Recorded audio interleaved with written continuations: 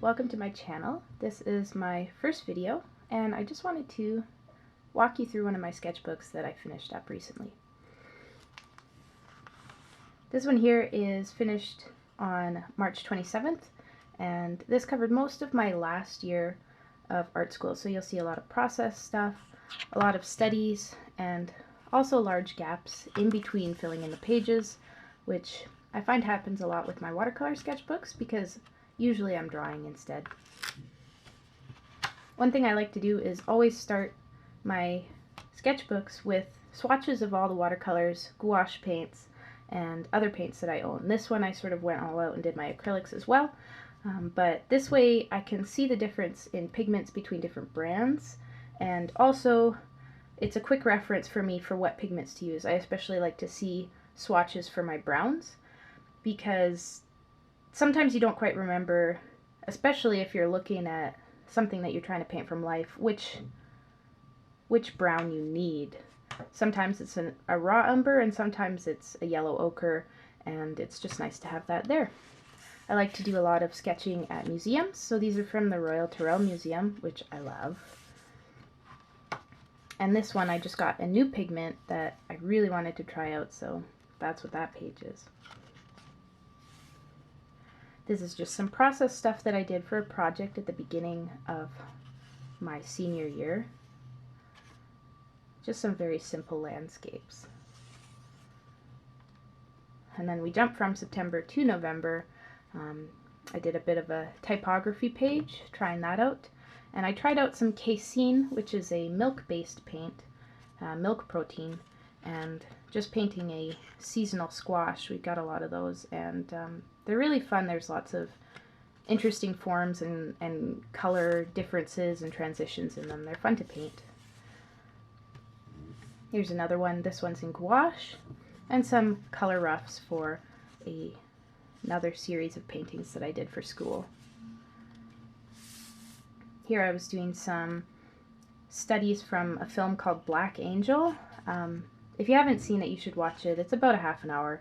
It's really beautiful, and it was hidden away for a while until it finally actually got shown again, and it's up on YouTube, so you can look it up. And here I was doing some pattern and color swatches for a project that was more abstract, so this was really fun. Honestly, just playing with paint and sort of seeing what it does. This one sort of based off of DNA and cells and mitosis. Really interesting page to work on and really kind of therapeutic actually. It's nice to take a break and just do simpler things rather than trying to be so complex all the time. Of course, then I went and tried to do like a map of the blood vessels in the brain. That's complicated. Some more of those swatches there. And then as I was getting closer to figuring out what I wanted to do for this project, I started getting busy again. But these are just really fun. It's nice to see what variations you can get on one palette. I use the same gouache palette for everything, so I end up with a lot of fun neutrals that I wouldn't otherwise think to use, or think to mix rather, and you end up having a lot more depth to your colors if you don't clean your palette, but you also look quite messy. These ones here, I was making random shapes and then filling them in with medieval inspired gargoyles. And that's very fun as well. And working on a medieval type castle, so I did the color roughs here based on a Caspar David Friedrich painting. Here's some more medieval work and medieval penmanship that I was working on.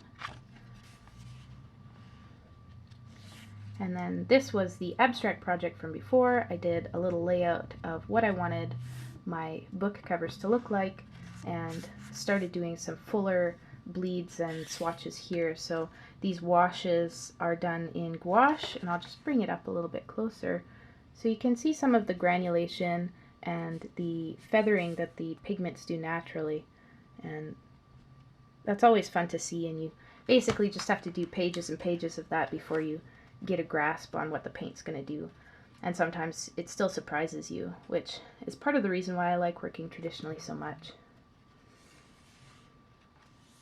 I've done here some life sketches. This one is just a branch that I got from outside here in Calgary, and these are some more color roughs. These are some more just little nature-inspired studies for the book covers that I then scanned all of these at 1000 dpi and used them as part of my book covers in Photoshop. So I assembled all of these different scans in Photoshop. And here's a very tiny hummingbird that one of my teachers has.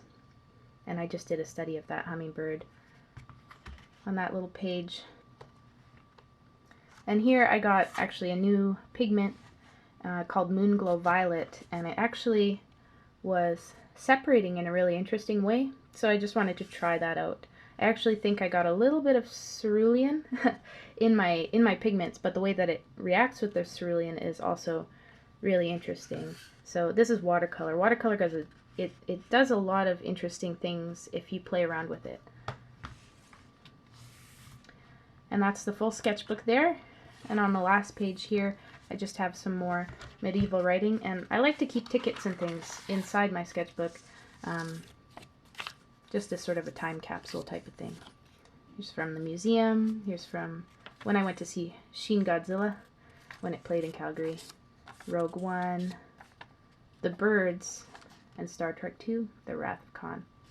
In any case, I hope you enjoyed my sketchbook walkthrough. And if you'd like to follow me on my channel, just subscribe. And I hope to do more sketchbook walkthroughs like this. I have a lot of finished sketchbooks I want to show you. And I'm also going to be filming some plein air painting, some studies, and probably some larger paintings as well, so that you guys can see how my process goes. And hopefully I'll see you guys in the next video. Bye!